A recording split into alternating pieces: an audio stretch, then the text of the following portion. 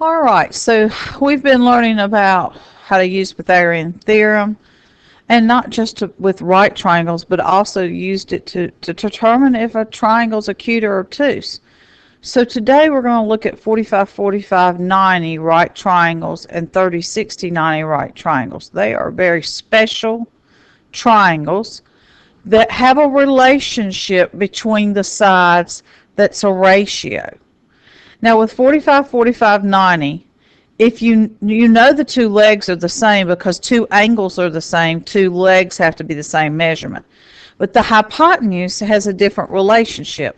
So according to this theorem, if you knew the side length was S or a leg was S, you could multiply that by the square root of 2 and you'd know the hypotenuse. For example, if I knew this side was 5 on each one, then this one would be 5 square roots of 2. It's a really simple relationship. But sometimes they're not quite that easy, so we're going to show you how to use proportions to solve them, because it's not always something you can just see that number and multiply it by the square root of 2 by just adding it to it. Now with 30, 60, 90, the relationship's a little different. It's easiest to start with the one that's across from the 30-degree angle. And it says that that shorter leg helps you to find the other two. So to find the hypotenuse, you just double the short leg. But to find the longer leg, you multiply the square root of 3 times it. So for example, if I take that same number 5 for the short leg, then double that would be 10 for the long leg, and the short leg times the square root of 3 would be 5 square roots of 3. And it would be nice if they always gave you the short leg, because the math would be really, really easy. But that isn't the case. They don't always give you the short leg, and they don't always give you the relationship that you can even work it backwards by just doing the math in your head. So we're going to look at how to use tables to do this. So here with the first examples, we're going to focus on the 45, 45, 90 right triangle, just simply because they're a little bit easier because two of the sides are the same. Now, in the first row, you would put the ratio relationship, that it's 1, 1, square root of 2. Because if you have how long the leg is, you just multiply it by the square root of 2 and it tells you the hypotenuse. So on this problem, I have these two legs are both 9. But what I don't know is the hypotenuse. So by filling in our triangle on the second row, we've got a great setup here that looks like a proportion. Now since two of the columns are the same, we can ignore the first column and just take all of these in the last two columns. So 1 over 9 equals the square root of 2 over h is our proportion. So with this proportion, you can cross multiply, and h will be equal to 9 square roots of 2, which is just exactly what I was showing you a minute ago, that if 2 of them are 9, that you could just add the square root of 2 to the 9 and you'd have the hypotenuse. But again, they're not all that easy, because sometimes you just don't have what you need. So let's look at our next one. So our ratio is 1, 1 square root of 2. Let's see what's on our triangle. So again, we are talking about the two legs. We know them. 2 square roots of 2 is a leg. But we're looking for the hypotenuse as h. Or excuse me, or as x for the hypotenuse, just like h in the last one. So we'll take these last 4 and go 1 over 2 square roots of 2 equals the square root of 2 over x. So let's cross multiply. X times 1 is x, 2 square roots of 2 times the square root of 2.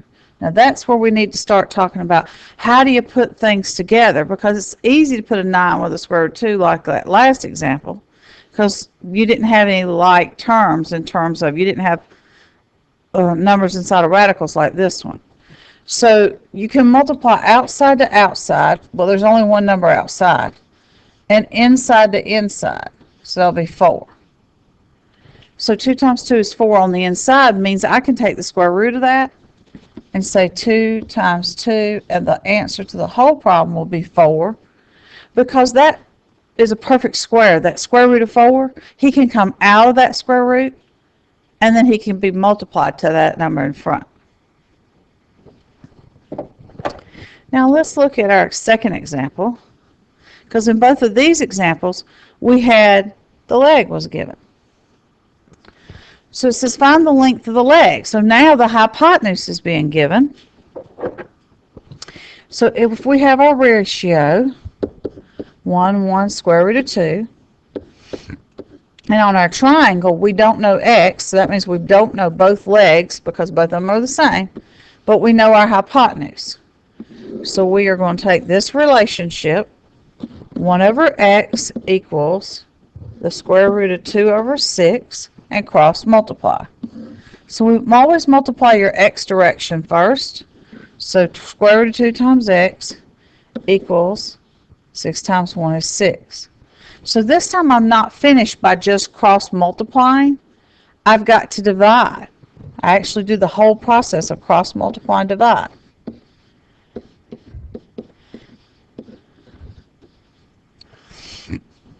Now this question doesn't say I can give a decimal answer, so my answer must be in simplest form. So let's discuss again how we rationalize denominators. So you can't have a square root of 2 on the bottom, so your square root of 2 needs to be multiplied times the top and the bottom. On top, that'll just make 6 square roots of 2, because you can't multiply a number outside to a number inside. But those two 2's on the bottom, you can multiply and get 4. And then the square root of 4 is 2. So in this particular case, I have 2 numbers on the outside that will reduce and give 3 square roots of 2. And so now I can see, kind of what happens with that. Is that 3 square roots of 2 is my leg length. It's much shorter than the 6 for the hypotenuse.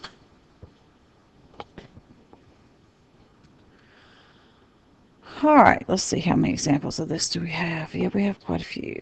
All right, let's look at maybe doing one more together. How about we do number 4?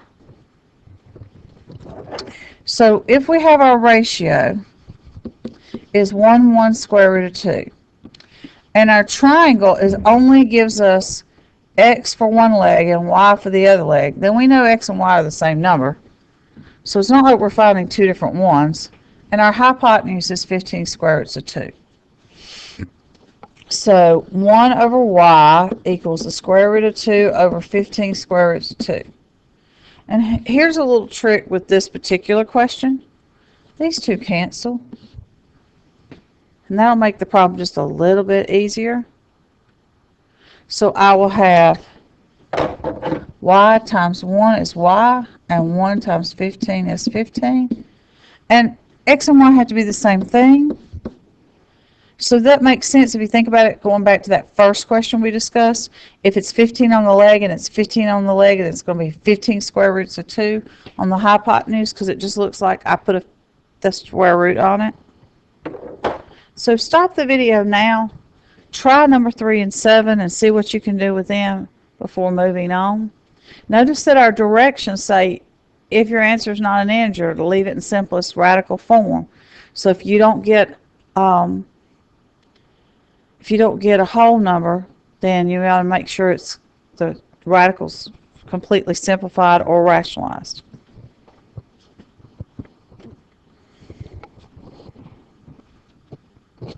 All right, so now that you've tried a couple, let's see how you did. So the ratio is 1 square root of 2. This 60 is a leg. So 60, 60, and y is what you have on your triangle. So we'll take the last 2, and you can even do it right here in the table. Cross multiply y 60 times the square root of 2. And that particular one, that's all you need to do, and you're done. Some of them are really short because they give you a good measurement for a leg. Now, down here at number 7, they didn't give you the leg. But let's write in our ratio, 1 square root of 2. They gave you your triangle is x square root of 6. So if we use that same thought about cross multiplying, you'll have the square root of 2 times x equals 1 times the square root of 6. Now, in that case, I have to not just cross multiply, but I also have to divide because I still have something in front of x besides a 1. And the square root of 6 divided by the square root of 2, now some students would jump to rationalizing, but you really are supposed to reduce the problem first if you have 2 insides. And 6 is divisible by 2, and they're both inside, so I get the square root of 3, and I don't need to rationalize. Alright, so you can use this with word problems just as easily as you can with just a picture. So the dinnerware design is the fact that what is the length of a side of the smallest square plate on which 20 centimeter chopsticks can fit along the diagonal without any overhang, round to the nearest tenth of a centimeter. So what they're saying is you have a square and you're going to lay your chopsticks in the middle across that diagonal so that they fit perfectly, and this is 20 centimeters. How long are your 2 sides? So this is a 45, 45, 90 right triangle because 2 sides are equal, so 2 angles have to be. So if we make our table, leg, hypotenuse, our ratio is 1 square root of 2, but our triangle doesn't know the leg, it only knows the 20 for the hypotenuse. So if you cross multiply the square root of 2 times x, 1 times 20, divide by the square root of 2. Now in this case, 20 cannot be divided by the square root of 2 because 20 is not in a radical like the square root of 2 is. So you need to rationalize. The square root of 2 of the square root of 2 becomes 20 square roots of 2 over the square root of 4. But we all know the square root of 4. It's 2. So these 2 numbers on the outside will reduce and give me 10 square roots of 2. And if I was wanting the exact answer, that would be exactly what I'd have to go through. But it didn't ask for the exact answer. So let me talk about how much less work you can do if they don't want the exact answer. So I could go all the way back up to here. See, that was a lot of work to do if you've got to have the exact. But when you're looking at a decimal answer, you just need to type that in the calculator from the get-go and not fix that denominator and round it off to the nearest tenth and say 14.1 centimeters. So you can see it's a lot shorter question. Alright, so stop the video and try number 11 yourself.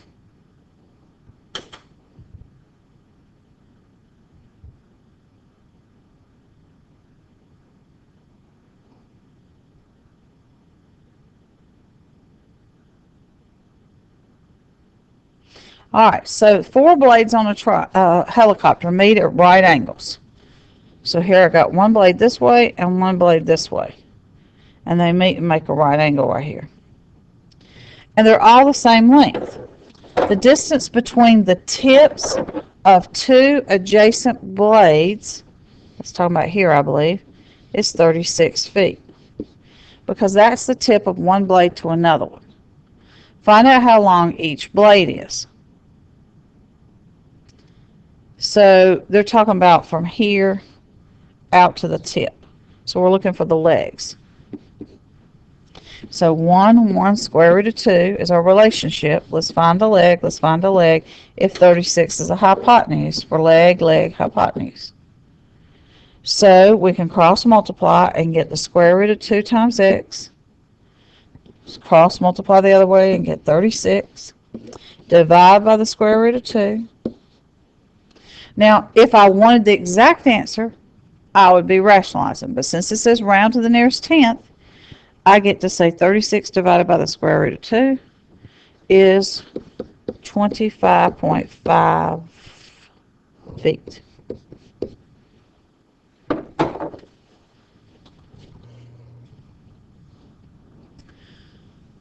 Alright, so 45, 45, 90 right triangles, they don't take a tremendous amount of work because you're really focusing on a small portion of the legs being the same, so it's not you're having to work as hard to find both legs because they're the same. I'm going to stop this video off right now because the next part of this is 30, 60, 90, and that way if someone wants to only watch part of these videos to go back and review, they won't have to watch the whole thing.